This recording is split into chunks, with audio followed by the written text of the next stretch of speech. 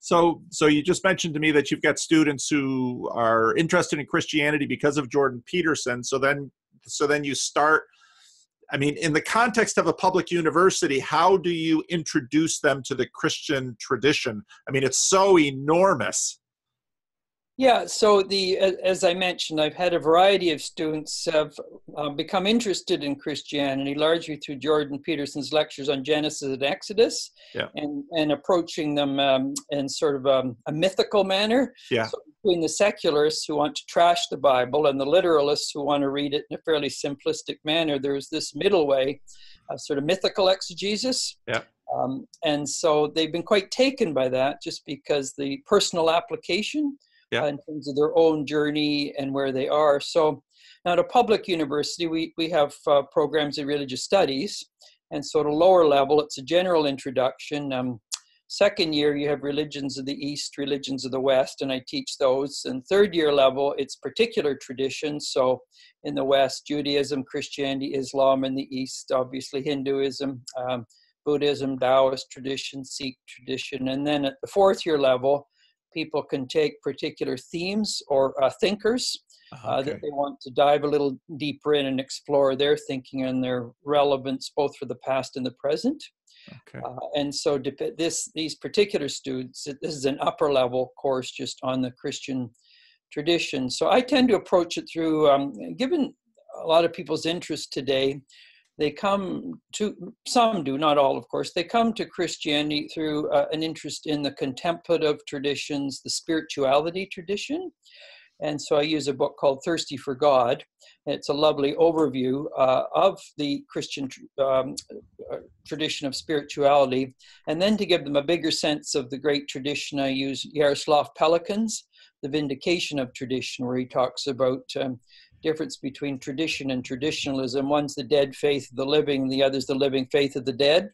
And so it gives them a nice understanding of what tradition really means and what happens if you have caricatures of it. And then the other is a very personal journey with some of the great contemplatives within the 2,000-year-old Christian tradition itself. Okay. And then I usually have them do three autobiographies: Thomas Merton's Seven Story Mountain, C.S. Lewis's Surprised by Joy, and then Bede Griffiths' The Golden String. Okay.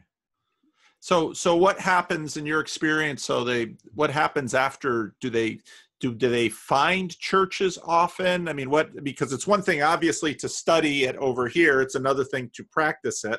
So What happens to them then? Well, the second question, it's one thing to be interested in a sort of a dilettantish sort of way, a curious sort of way, even to sort of come through the portal a bit. The second question is always the ecclesial question. Okay, so are we going to be sort of ecclesial butterflies here and sort of flip from one little place to another?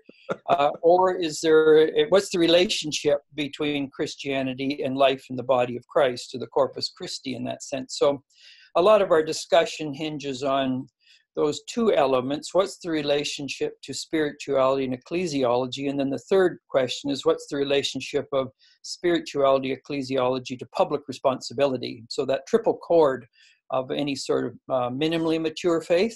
Mm-hmm. And so I go through that. And so not separating spirituality from larger justice, peace, ecological issues, but not also doing a leapfrog over the ecclesial question also. Mm-hmm, mm-hmm. Okay. Have you been, I know Peterson obviously has become a huge force. Have you heard from any students who've been plunking around with Vervaeke's meaning crisis stuff? Has any of that come across your student radar that you've heard? What particular element are you focusing in on there? Well, so John Vervaeke has started a new, it's part of what's interesting about Peterson is that I'm watching other academics see the potential of social media to make a larger impact with areas of study that they're passionate about. Mm-hmm. And obviously for many academics, they've had students that they could colonize, as it were, and share, and influence. But via Peterson, I've seen a fair number of academics who have looked at Peterson and thought, wow, there's real potential in YouTube for, even what we're doing right now. There's real potential in YouTube for talking about some of these bigger ideas. Here on YouTube, you have so much more time than you do in a tweet or a little Facebook post. And so John Vervaeke, who also teaches at University of Toronto, he did a course on Buddhism and cognitive psychology, which they had recorded, but the sound was poor. And so he is now embarking on a much larger project where he's doing a set of 50 videos called The Meaning Crisis, forget that. It's basically addressing what he calls the meaning crisis, and he's about 17 videos in at this point, but they recorded them in the first videos were just kind of a computer set up in a classroom situation. In these videos, they've got a little bit more production value. Some students have been working with him on it, and so they've been pursuing that. And he's the first part of the video series. He's dealing with philosophy. He's kind of an overview of some philosophical traditions, and then also some religious traditions. The basic thesis is that, well, it's a little bit more complicated. The basis thesis is that here in the secular frame, people are finding themselves without meaning, and meaning had always been connected with these religious traditions that had been connected with other philosophical assumptions about the way the universe works. And so then the question is, how can modern secular people regain meaning in their lives? And so partly, I think, because Peterson has been spending all of his time, or most of his time, doing his book tour, and there's simply been a lot of repetition with the Peterson stuff. A lot of the Peterson followers have kind of gotten bored and moved on to graze in other pastures, and John Vervaeke has been around continuing to do his work online, continuing to put out new video content with every week. And so some of the Peterson crowd has sort of wandered over into Vervaeke's field and been grazing off his work. So that's where that's come from. Yeah, I think most people see Peterson as a suggestive thinker, a gateway thinker, a portal thinker. He points to those obviously more substantive or in-depth than himself, and in that sense where you're doing actually courses where you're exploring varied understandings of meaning, both within the Orient and the Occidental tradition. That's what people are hungering for. I mean, it's one thing to invite them to the table and say, there's food here. It's another thing to have a real feast of meaningful intellectual, spiritual, aesthetic, ethical, political thinking. And that's not Peter's forte, as I say. His background is in psychology with a, earlier degree in poli-sci, but he can only point to areas which there's others far more in-depth understanding of that. In that sense, the meaning crisis, which I think is with many thoughtful people today, this is being addressed by more substantive people. I think in one sense, the limitation of Peterson came up. Many of my students were very interested in the Peterson-Zizek debate in Toronto a few weeks ago. And I think first of all, it was advertised as sort of a clash of titans, and it looked as if it was supposed to charge one another, and one was to dethrone the other. And it became more of a collegial, gratefully so. But what I think became obvious in that dialogue of sorts is that Zizek comes from a much older European tradition of intellectual thought, and he has a depth and a breadth that Peterson didn't quite have. But he was respectful of Peterson, and he certainly didn't want to trash him or undermine him. And so most of my students found that approach was a little more collegial, a little more respectful, but there was no doubt Zizek has a greater breadth and depth than Peterson. So I find a lot are also quite interested in Zizek as well. He's become a bit of a cultural icon, and he probably can take people to places at this point where Peterson cannot. And so quite a variety of my students are quite interested. So I think these other people that are, on the stage or coming on the stage will catch the ball that Peterson has thrown and run further down the field with it. Okay. Now I had no idea who Zizek was until Peterson had mentioned him. Are you familiar with his work? Can you give a bit of an overview? I'm still a little confused as to, where he's coming from and especially where he thinks we should go. Well, his roots are Eastern European heritage. He probably, in terms of a little more sophisticated thinker, he's much further down the road than Peterson. He's grappled with political left. He recognizes the aberrations of the left, but he also realizes there is immense good in the left. And it's how do you mine that mother lode the best while being critical of its abuses, its distortions. He's also a first cultural historian in terms of literature and music. So he brings this broader cultural, intellectual, philosophic tradition. He's both deeply critical of elements of Christianity, but also deeply appreciative of elements of Christianity, as any good thinker will be, as they're given the fact Christianity has played such a substantive role in the West as well as other parts of the world. And so he's always analyzed at the level of theory and at the level of practice, just as he does with leftist Marxism, variations of Marxism. He looks at what's the good it's contributed, what's its Achilles heel, the good of Christianity. And in one sense, Zizek arrives at this meaning question, because what happens when Christianity vanishes or religious traditions disappear? Because these have been the sort of focus, the core of people's longings, and how they've tried to make sense of that logically, philosophically, in public life, literary, larger cultural issues. And so he's sort of deconstructionist thinker, but he's also a constructionist thinker. And he lives in this not easy tension, much easier to deconstruct, to critique, but it takes a creative thinker to say, okay, we've diagnosed the problem, what's the prognosis, and how do we move forward? So he has a breadth of intellectual history, and he marshals that in just quite a variety of publications. He's a very prolific writer. He's certainly graced the stages of public life in terms of grappling with where do thoughtful people go in a post-Christian, post-secular, post-science world, and how do we find meaning in that process? And are there resources in the past we can still mine that point us forward? And if there are, what are those resources that we can mine and bring the gold forth from that? So I would say I think why a lot of people are drawn to him is his sheer sort of breadth and depth, but his thoughtfulness, but also his creative thinking on the other hand. So, but he certainly, for many of my students, he's become their North Star in some ways in trying to find their way forward. Really? That fascinates me.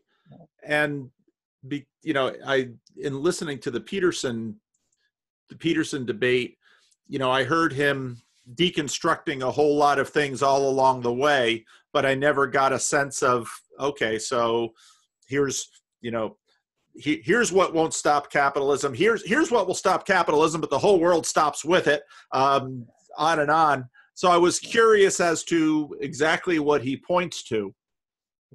Yeah, and this is, it's always the dilemma. He's been stung a variety of times because he was very involved politically at a certain point of his life. Okay. And, he's acutely aware when you move from theory to practice, the duplicity at times in practice.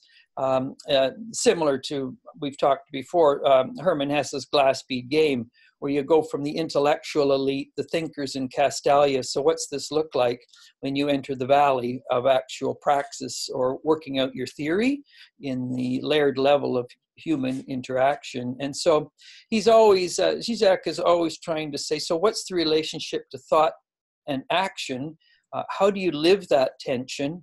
But be careful of being betrayed in both levels.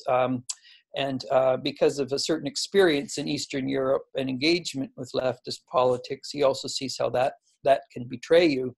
So the thing I think with Zizek is that he he deconstructs, he points to praxis, but also be wary of praxis. If absolutized and uncritically, you genuflect before it. Probably his strength is as a cultural intellectual, the importance of the aesthetic dimension, while certainly not using that as an escape mechanism from hardball politics also. Yeah, so it's but this was the first time these two, who are, I think for many, have been seen as good pointers for meaning, for purpose, for how we make sense of, as I mentioned earlier, post-Christendom, post-scientific, post-secular world, without becoming cynical on the one hand, which that's a dead end, and without becoming a Pollyanna optimist on the other hand, and that's a dead end equally, which often naive idealists then often become cynics when their highest hopes are betrayed. Yeah. Did you watch the debate? Yes, and then actually in our class yesterday, I had my various students, they saw it, and then they had to reflect on their various reads of the debate and get feedback, and then we debriefed on it, and we'll pick that up again. Well, what kind of takeaways did they have from it? Well, I think, as I said, it was advertised as sort of two thinkers who are going to clash. One fight for capitalism and the good that it delivers versus variations of communism, socialism. The other defending Marx and that tradition versus capitalism. And since neither of them are ideologues in that sense of saying this versus that, either or, they were both willing to critique their own traditions and say, yeah, there's darkness in it, there's shadows, there be dragons there. And so it was more of a suggestive dialogue between these two who are acutely aware of their own heritage with its goods, but its flaws. And in that sense, I mean, a follow-up dialogue probably could be more fruitful, but this was, your first one is often a beginning if people are taken by. So the students appreciated the collegial manner because often these things are framed as debate and one sort of thinker tries to unseat the other and it's sort of an intellectual jousting match. Yeah. What do you think Zizek meant by, he identified himself not so much as a Marxist, but more as a Hegelian. What do you think he meant by that? Well, Hegel, first of all, as you know, is that Marxism is left-wing Hegelianism. Yeah. And so at the heart of Hegel's thinking is this dialectic. You have the thesis, antithesis, synthesis. So at the heart is that there's a position, and then there's a counter position, and be careful of freezing any way of thinking. And so if Marx himself was very appreciative, for example, of Adam Smith and The Wealth of Nations. He was never critical of capitalism in its earlier stages. He actually argued very clearly that the thesis of capitalism was suggestive, and the bourgeois class had to reach a certain state of affluence and wealth, and then the proletariat, the antithesis, would rebel against the bourgeois, and they then would take over. But then you had to move through there, so the withering away of the state and bringing in the new utopia. So what happens in certain forms of Marxism, of course, you get a freezing. And if you're a Hegelian, you say, okay, well, this critique of certain forms of capitalism is good. Wealth is being distributed a little better. The state is playing its minimal role, but there's a freezing here. And in Hegel, wherever you reach is only a penultimate or an anti-penultimate to the next stage. And so for Zizek, it's like, okay, elements of Eastern Europe have critiqued elements of capitalism and its abuses, but they also freeze at a certain point. And if you take Hegel seriously and Marx's read of Hegel, then you have to critique where they are. And so you use the Hegelian dialectic to critique Marx and the application of Marx. And so Zizek has that Hegelian dialectic, is wherever we are, we still have to move beyond it because it's imperfect in an East of Eden world. So that gives him a certain freedom to critique, but say there is sort of a direction we're going to. We're not there, but where we are, we can constantly critique in a Hegelian-like manner. Okay. And so I don't know if that sort of makes sense, but that's... Yeah. Well, he basically said, I'm not really a Marxist, I'm Hegelian. So I thought, Okay. Well, what do you mean by that? I mean, Yeah. because obviously there are many types of Hegelians running around. Yeah, you have right-wing Hegelianism, left-wing Hegelianism, humanists, like one of our great Canadian political philosophers, Charles Taylor, is what you call a centrist Hegelian, or a humanist Hegelian versus left or right, and he's trying to synthesize the romantic, the rationalist tradition, and how does Canada perhaps embody that, or many, Scandinavian countries, or things like that. Yeah, so it's that attempt to find how do two different traditions, how can they work together for the greater good? It reminds me of a little bit, I mentioned to you this new book by Michael Lassing, in which he looks at the tensions between Luther and Erasmus, and how on the one hand it's called a fatal discord in the West, the Reformation, how Luther can come as a great critic of the aberrations of the Roman Catholic Church, but he simplifies reality, and you have an Erasmus needing to come along and say, well, reality is a little more complex and a little more nuanced than you're articulating it. And how do people allow the more irenical Erasmus, the more moderate, nuanced, to get inside of them, but also allow Luther to live inside of them at the same time? And so this is its own little dialectic. And if a person has this desperate need for certainty and clarity, and everything is black and white, there are times when that's appropriate, but there are times when that, in fact, inhibits a form, the ongoing critique of that which needs to be critiqued in terms of something. And that's where the Erasmus tradition comes in and says, ease off a little bit, and life is a little more complex than your reductionist approach. And so, in one sense, this new book by Michael Lassing, A Fatal Discord, he looks at how the fight for the Western mind, the one hand, the Western mind, the one element that wants to be certain, and you get your confessions right, you get your exegesis right, and then people salute to that. And then you have the Erasmus, which says, well, be a little careful about that, because you might be getting everything wrong in the process, or many things wrong in the process. And so this important little work by Michael Lassing, Fatal Discourse, on and where has Western history gone as a result of the Lutheran. In many ways, our culture wars today are just secularized Lutheranism. Say more about that.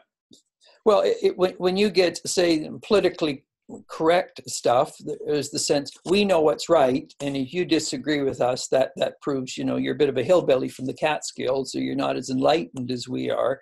But the notion that our interpretation, I mean, obviously with Luther it's an interpretation of the Bible, with politically correct stuff it's an interpretation of the issues, and these are the issues a person is meant to line up if they're going to be a good social justice warrior, or this is what you're supposed to line up if you're authentically on the right or an authentic conservative. But the lines are drawn in clear and distinct ways, and in that sense, that's very Lutheran. And this is his clash with Erasmus, for example. And so you secularize Lutheranism, you still get this notion of right, wrong, black, white, just the new orthodoxies, say the social justice warriors or the reaction to them. So they're just updated Puritans in that sense, but secular Puritans, but the way of thinking remains exactly the content is quite different, but that need to decipher black and white, right and wrong, dualistic categories remains the same, versus an Erasmian tradition, which takes the position, listen, in 16th century, yeah, there's aberrations in the Catholic Church, but there's good in it. Yes, there's insight in what Luther's doing, but there's blind spots to it. So a much more nuanced and nimble thinker, which is often not tolerated in the red heat of the culture wars, where you're supposed to line up between this tribe or that tribe. And that's just secularized Lutheranism or secularized Puritanism, the mindset. And they don't tolerate an Erasmian approach as much, which is more nimble and more dialectical in that sense. Yeah. I've been in my adult Sunday school class, I've been going through the book of 1 John, which is a fascinating book, but it is very much a book of black and white. You have Christ and Antichrist, and the author John is always contrasting one to the other, and that, you know, that way of thinking obviously has its place, but there are other ways of thinking that have their places too. So Michael Massing, I hadn't heard of this book. Who is Michael Massing? Where is he from? Is he a professor someplace? No, his roots are in journalism. So this is what makes the book. I mean, he's done extensive research on late medieval thought, and then obviously the early 16th century, and so it's a wonderful and superb, in fact, tour de force, chapter by chapter, into the details of the unfolding Reformation and the emergence of what Erasmus was doing, how initially Luther drew from him, and then the tensions between Erasmus and Luther, Luther's final break by 1521, the Diet of Worms, and then this, where did they differ go? But underneath what Massing is trying to get at, because he talks about, essentially it's the fight for the Western mind. So what the fight is, in essence, is how we interpret and perceive reality and how we treat the other who differs with us. And are we going to move in a Lutheran direction or an Erasmian? And it's not a case of either or, because there are times when you have to be Lutheran. Right. And that's important. And there are times when you have to be Erasmian, and the task is to know when to be which and in which conditions. So it's not pitting Erasmus against Luther or Luther against Erasmus. It just says he's basically arguing there are those who do divide into an Erasmius, a peacemaking, a dovish, a dialectal. They don't want to stand anywhere too firmly too long, which of course that was not particularly Erasmus either, but they don't want to line up in sort of the left, center, right in the culture wars either. And other people do. They say you have to take, it's like the Luther, here I stand, I can do no other position. And what Massing is arguing is that we need both within us in that sense. And underneath it, it's the, you use a book of First John, for example. What underlies it? In many ways, we think of the book of John, in the beginning was the Word was with God. And I've often found problematic in its interpretation, because in the Greek it means einarchihologus, and it's often translated in the beginning, which is archi are the archons in classical thought. So at the ground are the guardians of all thing, and sometimes logos is interpreted as reason or reflective thinking, and that's not a good translation of the Greek. But logos in pre-Socratic thought, T.S. Eliot tops into this also in 4 quartets. Logos in the classical sense was the presence of all things. And so when you interpret John, it's the ground of all things is the brooding presence, and the presence entering and guiding history. And so when we think of the culture wars, it's often people are insensitive to the very presence of reality or truth, which aletheia in Greek again is an openness to that which is. And that doesn't fit easy into culture wars in which you line up between a particular. So the task is always, how does one contemplatively remain present to that which transcends the tribalism of left and right? Because the presence of reality and that which guards all things does not fit into our simplistic, often interpretations in the culture wars, whether the laundry list of the right, the laundry list of the left, and there can be 15, 20 issues here. And so in one sense, what Massing is getting at is, in one sense, the Johannine understanding of what does it mean to be the guardian of a greater vision, the archon, and what does it mean to be open to the presencing of that which is present? So how do we remain present to the presencing of that which is present, which is bigger than simply slipping into human interpretations of what we should think in the culture wars or ideology, in which the right can be right at times, spot on. It can be blind at other times. The left can be right at times. It can be quite blind at other times in key issues. And so this is where John, in many ways, particularly in the opening prologue of John, it really can be a wonderful pointer if we understand that einarchi hologos, and he moves on. But it's often the book of John, the prologue, has been very sanitized or simplified as well. And I've often found, John is the great mystic or contemplative, quite different from the synoptics. And but what he was up to great Logos tradition, pre-Socratic thinking, and Plato and Aristotle, and then how he draws together the Hebrew tradition with the emerging Christian synthesis of classical thought and Hebrew thought into the early apostolic and then post-apostolic. So I think in that sense, when you get back to some of these issues, it's even when you get Peterson or Zizek, you get Erasmus or Luther, the danger is to say I'm this or I'm that. Yeah. And the more difficult thing is this, well, this is appropriate under certain conditions.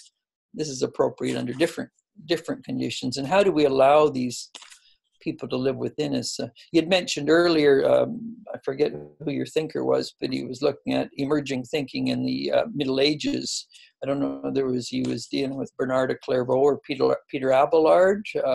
You'd mentioned someone, I don't know who you were reading, but again, you have, Abelard, who I have a great fondness for, early scholastic rational thinking. On the other hand, Bernard, the mystical approach. I mean, Bernard was terrible in his treatment of Abelard and Eloise, and some of his early novices became popes. He preaches crusades, so you get this mystical right-wing hawkish stuff. On the other hand, you want to say, what's the good of Bernard? What's his blind spots? What's the good of the Abelardian way of knowing, but maybe some of the downsides? And again, it's the danger of lesser people. They shrink both how we know and what we know into little tribes and clans, and then lesser people line up behind them, whereas the Logos is something quite different. Well, it's interesting because I think people want to associate mysticism with a kind of free-for-all libertarian approach, but many mystics are hardly that. Some mixed mystics are. I just recently I found a new favorite YouTube channel that has all these little biographies, and they had a terrific little biography of Joan of Arc. Talk about someone who is drawing hard lines and bright lines and one side or the other, and mystics do not just come in one variety. They're all over the place. Absolutely. There is shallow mysticism, which can be very narcissistic, very indulgent, and as you say, skating all over the place, paper thin. And then there are thoughtful mystics that are grounded in a deeper understanding of transformation, the unio mystica, what that means in terms of the certainly within Christian mysticism anyway, being united in the historic body of Christ. And then what does that mean for prophetic politics? And so you can have very immature mysticism in the contemplative.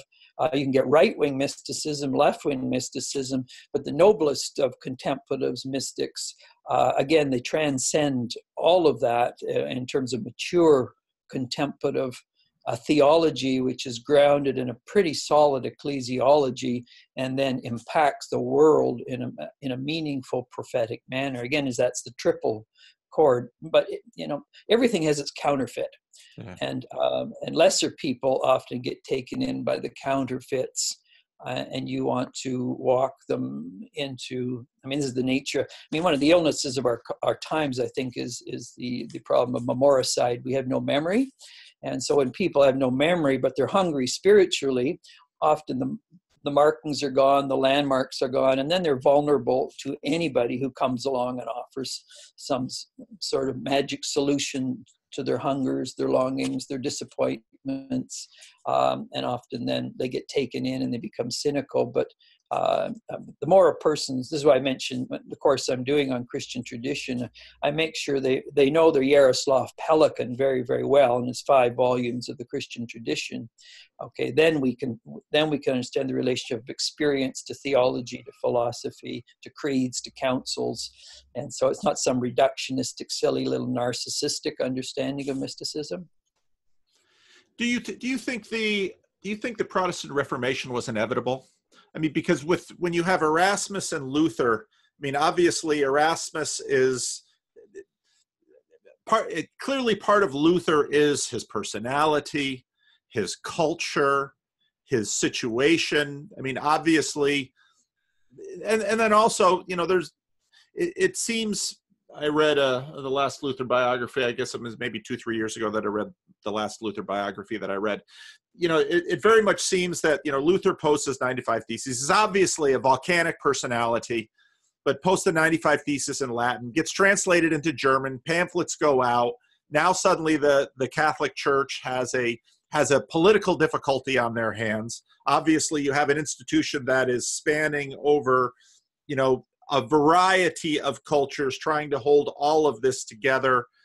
And it seems in many ways that one thing happens after another, and Luther just keeps getting backed into a corner. And a guy with a personality like Martin Luther, you pack someone like Luther into a corner, he's going to act in a very predictable way, which is reactively, and things continue to sort of spiral out of control. But as many scholars have noted, there are only parts of Christendom where the Reformation took root, and there are other parts of Christendom where either they were able to pull off a cleansing, let's say, such as in France, or in other places in Spain, in Italy, just didn't take. So do you think the Protestant Reformation was inevitable?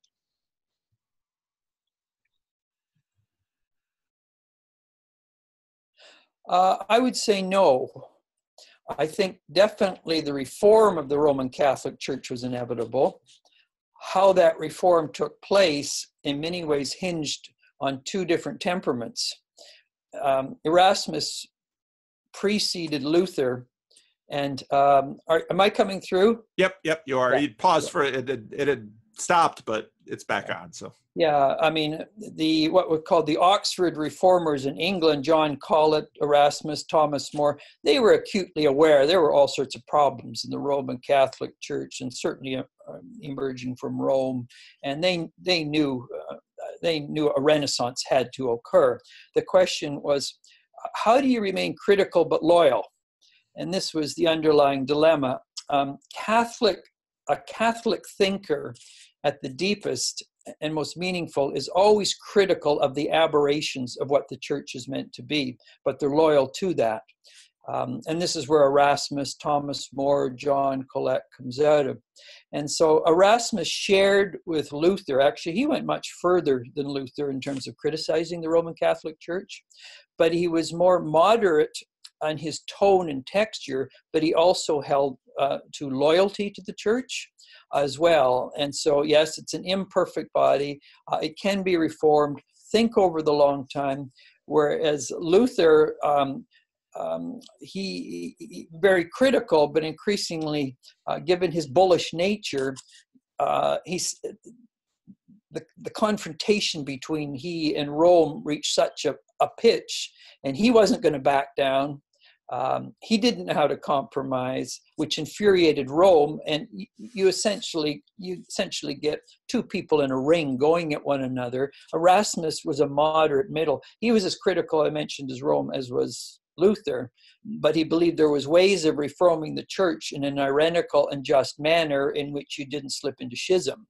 That's all. And so it's one thing to say, go back to the Bible.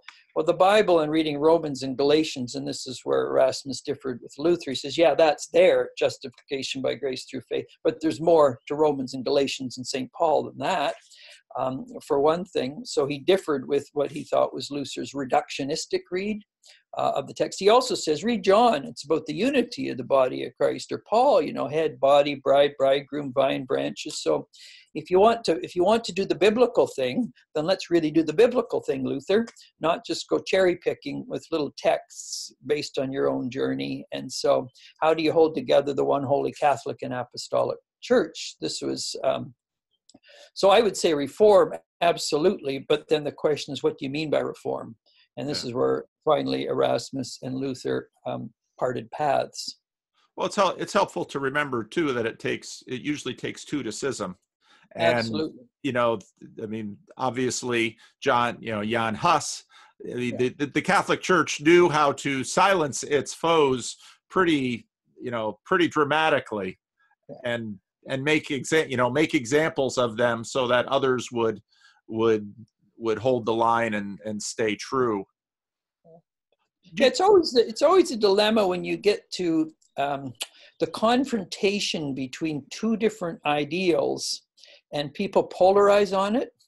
That's one way of dealing with it. And so if you get Rome, standing on its high haunches, and Huss on the other hand, taking a position and neither backing down, neither knowing how to compromise. This is where you get, and same with Luther. And then where does an Erasmus fit into that? Because he's aware of the problems of Rome and the Curia and the Pope Leo X and Julius II. He knew that stuff. He knew how to criticize without unduly alienating, to know how to reform without being schismatic. So he shared, he would have shared many of Huss's ideas, Erasmus. He shared most of Luther's concerns. But what is it about Erasmus' understanding of reform that goes one way and Luther's that goes another, given the fact they shared so many concerns?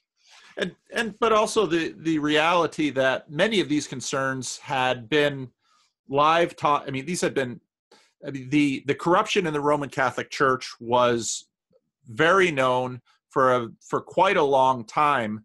And it seemed that part of what motivated the church to finally really address a number of these longstanding issues was that it had been losing, it had lost, a good bit of, what would become Germany, and that the Reformation did spark reform in the church. It's difficult to know how much of that reform would have taken place without the Reformation. Yeah, a good point. And I think what also happened is that whether it was the Lutheran or the Calvinist or the Anabaptist tradition, the dilemma that emerged from that, and I think this is what Massing's book is about, is that the Lutheran and Reformed and Anabaptist traditions, what they did is they drove the Roman Catholic Church into the Tridentine, or the Council of Trent, which was equally reactionary. And Erasmus himself was put on the index until Vatican II in the early 60s. So, and then you get all the Protestant confessions emerging. So you're getting, as a result of what's happening, people redefining their faith in a reductionistic manner. And if you don't agree with Trent or this confession or that confession or this, then you're not an authentic Christian, or you're a Judas, or you're misinterpreting the authentic and genuine. So I think the genius of Massing's book is it created in the Western mind a way of thinking that was reductionistic, simplistic, black and white, and then in that sense, you secularize that way of thinking. You're right into the culture wars of today, in which people still think structurally. They think in terms of black and white, right and wrong. It's not religious anymore, but the way of thinking, thinking is the same. Eric Vogelin, I don't know if you've read his book, New Science of Politics. It's a lovely little work. He uses the word Gnosticism in a much more updated way. And he looks at, obviously in the early church, there was Gnosticism, but he says, what really is Gnosis all about? And he says, underneath it, it's the Gnostics thought their understanding of spirituality is more enlightened than the historic church. And underneath it is that we know we're the ones in the right. And if you disagree with us, you're not as enlightened, not as bright, you're a traitor. And he looks at political religious Gnosticism, initially in Joachim Fiore, the spiritual Franciscans, where they saw they were the ones, in tune with the Spirit. There was the age of the Father, the Son, and the Spirit. So you get spiritual political Gnosticism. Then you get Cromwell. Again, his purge of England was bringing together various forms of religious thinking and politics. They knew what was absolutely right. You secularize that, you get the French Revolution, okay? They're absolute, and we'll purge those who disagree. Or then you get USSR, Marx. And so here you have secular Gnosticism in its French revolutionary form, or its Russian Marxist form, or you get the religious Gnosticism.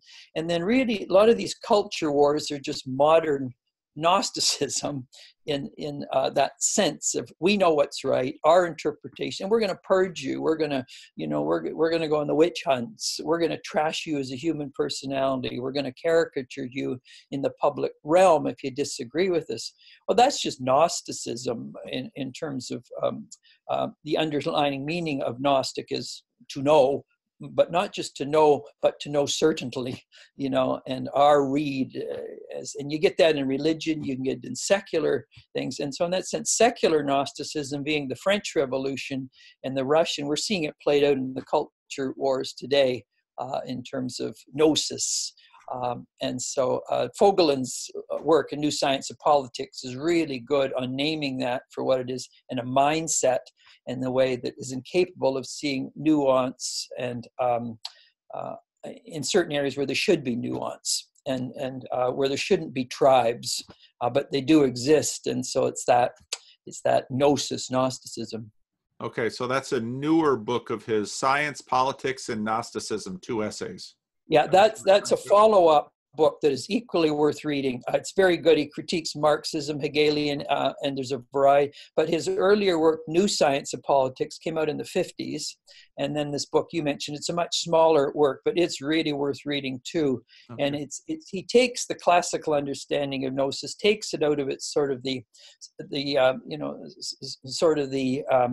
spirit is good, matter is the problem, and says, well, no, what does gnosis really mean? Well, what it means in this sense is those who know versus those who don't know. And so he takes it and updates it, fast forwards it, and says, okay, let's look at how this epistemology in that sense continues to live and continues to thrive. Initially Joachim, and then Cromwell, and the secularization of that in the French Revolution, and then the application of that in the Russian Revolution as well. So it's very applicable for the culture wars too. Okay. In that sense, is gnosis, Puritanism. Again, we're the pure ones, secularized Puritanism. The left or the right are the pure ones. It's that same structural mindset. Yep. I don't know, does that make sense? Or? Yep. Recently I saw, so Peter Kreeft and I, you know who Peter Kreeft is? Yeah, he's a lovely Roman Catholic. Yeah, I think. Yeah, so Peter Kreeft and I enjoyed the same. He grew up in North Jersey. He went to Eastern Christian as I did. He went to Calvin College as I did. And then he broke the philosophy department's heart by becoming Roman Catholic. And actually in some Christian Reformed forums, when I mentioned Peter Kreeft's name, there's a silence that goes over the room. They don't want to talk about him. But he just recently put out a book. He had a number of years put out a little dialogue between C.S. Lewis, JFK, and Aldous Huxley. And he just recently put out a book where he did another little dialogue on sacraments with C.S. Lewis, J.R.R. Tolkien, and Billy Graham. And I haven't picked it up and I haven't read it yet. But part of where a lot of these lines are falling, when I think this through, has a lot to do with the Reformation and it's one thing to look at the Reformation and say, okay, so you've got, obviously you had a class of personalities that developed into the Reformation. Obviously, you had a lot of political tinder in terms of the shape of the Holy Roman Empire and Italy, and then the kingdoms of England, France, Spain. That blows up into the Reformation. But what's fascinating is that clearly one of the big hot spots in the Reformation is around sacraments, where you have Luther trying in some ways to nuance the Roman Catholic transubstantiation, but not willing to settle with that. Calvin goes to his real, the spiritual food. All right, well, what do you mean by that? And you've got Zwingli, who goes all the way over to it's a symbol. And so obviously, Kreeft, who's gone Roman Catholic himself, he's got Tolkien, the loyal Roman Catholic, Luther, the Anglican, and correct me if I'm wrong, Anglicans often sort of take an English pragmatic approach to many of these debates that we can't seem to resolve, especially after the great wars of England, where, well, we're killing each other over them. Maybe we should stop killing each other and figure out how to live with each other. And then, of course, the Zwinglian tradition, which takes its root in American evangelicalism, which in many ways sort of de-emphasizes sacraments completely. And you might look at these options on the menu and say, oh, well, to each his own, but actually underneath there's a lot going on here, which in fact seems to have everything to do with what Vervaeke calls the meaning crisis, has everything to do with some of the some of the questions about, I mean, lurking behind a lot of Peterson's conversations are big questions about ontology. And if you listen to Peterson talk, you will regularly hear him come back around to, well, that depends on what you mean by real. And in many ways, the sacraments become this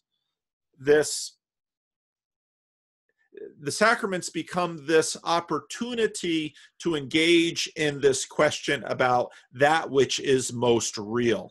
And so Roman Catholics will point to miracles surrounding the host, and they have this long tradition of miracles surrounding the Eucharist. Lutherans, they're just worried about law and grace. So sacraments, well, you can kind of do your own thing. We won't worry about it. Calvinists, they've got their own things they're worried about. And then evangelicals are, well, we're just trying to have people pray the sinner's prayer and come to church and follow our program and so on and so forth.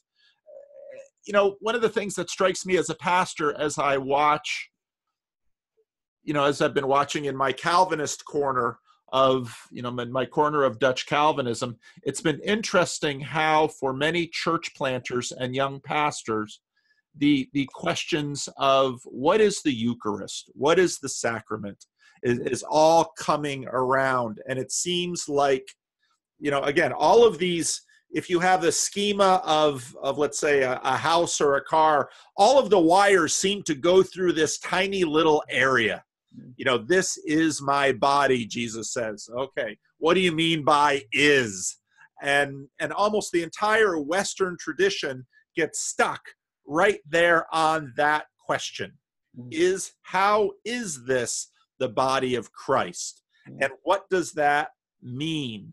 And then how does that get into all these further questions of meaning? You have any thoughts on that or reflections on that? Especially, because, obviously Luther splits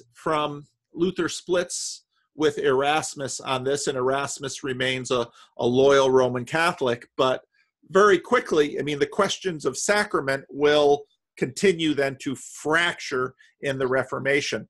What happened that the church lost its consensus on something so central to the faith?